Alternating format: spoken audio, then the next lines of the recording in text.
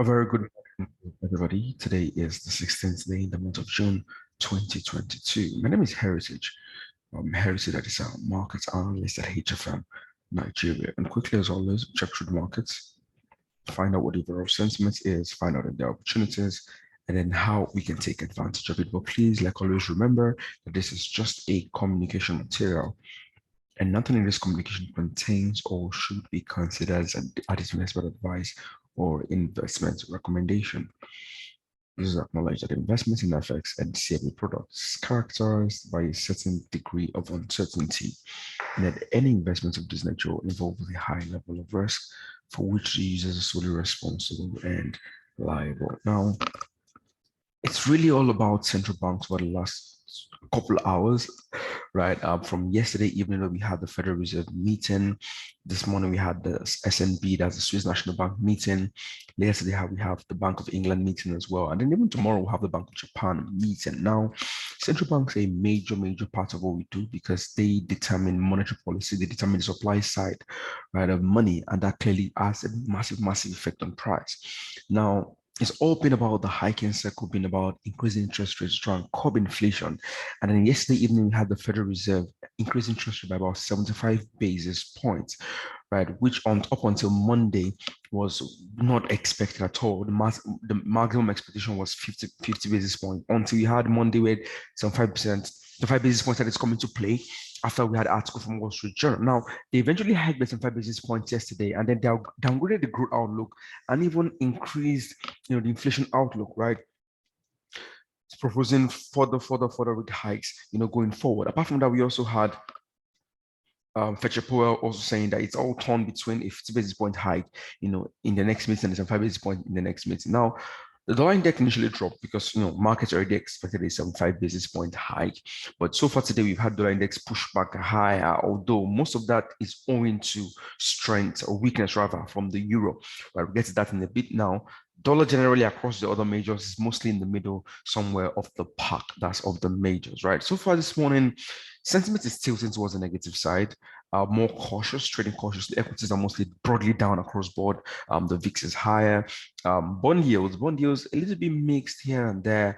Commodities a little bit mixed here and there. So that just gives us a little bit of, that mixed, when it comes to other asset classes. But for equities, it's pointing to risk off, even in FX. So there's just a little bit of mixed flow there as well.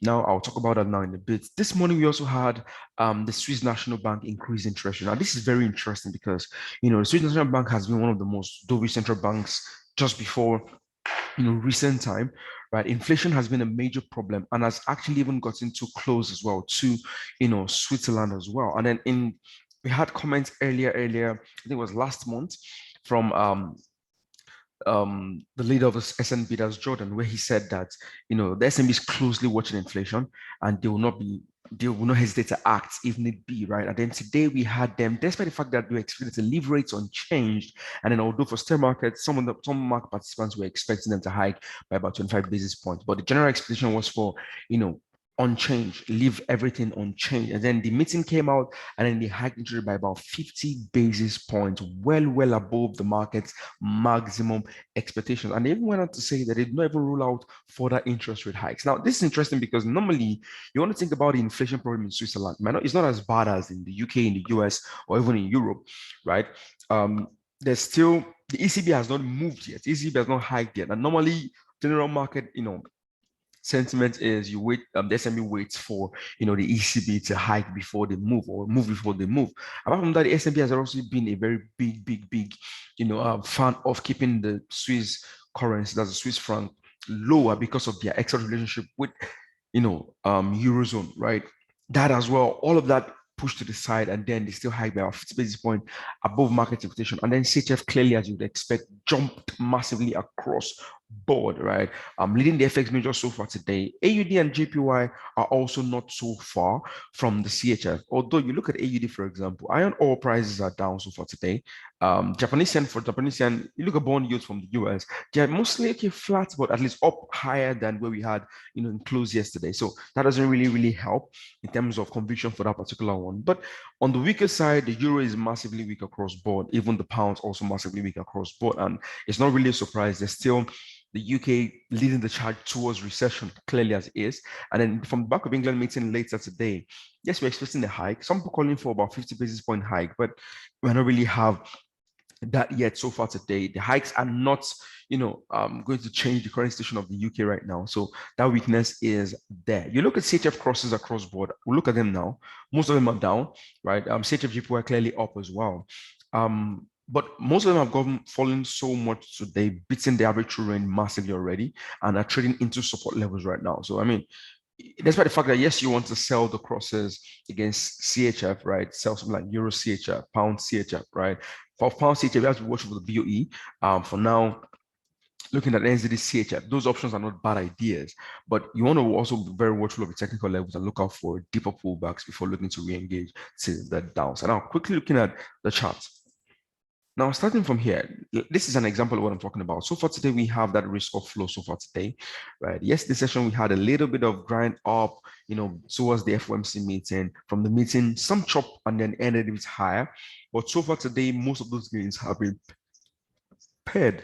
But right now, we're trading at this key overall support level from yesterday's session, going back to even on Tuesday as well, the low. So, I mean, at these levels, you want to be a little bit more, cautious, right? Trying to sell into levels like this. So we might get pullbacks from here, but I'm not interested in selling here. But so far today, the downside is clearly evident of what we are seeing in the market. So far, tech stocks are also down massively as well in today's session, down about over 2% in today's session, right? Similar story from what we had, on the S&P 500. And then you look here as well, also trading into or around this overall support level here. So it's just something you want to also be very watchful about. And then you go on and on, even in other tech space across board, mostly down. There's one I wanted to show us. Generally, just look across board, look at the different asset classes, and it gives you a picture of where we are right now with things. Quickly. All right. Now you look at, for example, you look at equities, right? Equities are mostly low across board. Most of them on the European side, all down across board. On the US side, US futures all down across board. The VIX is higher, right? Even in the Asian side, most of them are also down. The ones up are just up by tiny percentages, almost net on change. But for the one in China, that's a bit higher. Commodities, like I mentioned, commodities are mostly mixed as well in today's session, right? Gold, silver up as well, coal up. But then you look at copper and iron ore down, and then oil prices are up. Bitcoin just a little bit above water after going very close to 20K, level yesterday. So this is just a mere pullback, but basically still a little bit mixed here. You go to bond yields. Bond yields are mostly mixed as well, right? The UK and the European yields are a bit higher, but US 10 years down, 10 years down. Another mixed flow here. And then finally, you look at measures of volatility, and they're also up as well, clearly pointing to a more negative flow, so far into this session, right? So, I mean, generally, we still have the risk off, right? Moves are still clear, especially for the CHF right now. The BOE is a little bit later today, but you want to be a bit more cautious, right? In looking at the moves that we have so far. Now, if you want to pick up something like CHF, right? Like I said, these are the kinds of moves that we've seen so far today. I mean, massive downside across board. If you look across board, you have massive downside. AUD CHF down, for example, CAD CHF down, for example, in today's session, right? Already massively down so far. But one thing you notice is we've really pulled down to key support levels, right? I mean, came very close to this 0.755. You can see previous support levels going back well, back towards even the 25th of April. We're stopping here. So, I mean, despite the fact that you expect further weakness in the likes of the majors against the CHF so far today, I'll prefer, deeper corrections before looking to re-engage this to the downside. Now, in line with the risk of environment, in line with the, downside in equities, you want to see especially the commodity currencies make their way lower, right? If I'm going to look at this, any rotation back towards this low, of the 14th of June, this is around the 0.765 level, right? That could be interesting in terms of re-engagement to the downside. It will also be interesting because we're going to be looking at like a 50% retracement level, right? If you just measure the entire moves that we've seen so far today, right? So that would also be interesting in terms of re-engagement to the downside. The reason why I'll prefer this is looking at the ATR so far, or the moves from yesterday, right? Just about 47 pips totally yesterday. So far today, we moved about almost 200 pips already, right? So that means trying to chase it lower from here is really tougher. But I mean, a deeper correction will be more interesting, and then I will be more interested in taking something like that. You look at AUD CHF. Now, AUD is also not being so badly today, although iron ore being lower also puts some pressure on the AUD. But Looking at where we are right now as well, we're also still struggling at key support levels. If you just look here as well, right, we came very close to this key 0.68. You can see struggle around here as well. So I'm not interested in selling very close to the lows. Now we've pulled back massively. But what I would like to see would be, we have a correction back towards this. We've broken through this. Let's see which will be better for us. If you take a 50% retracement level as well from here,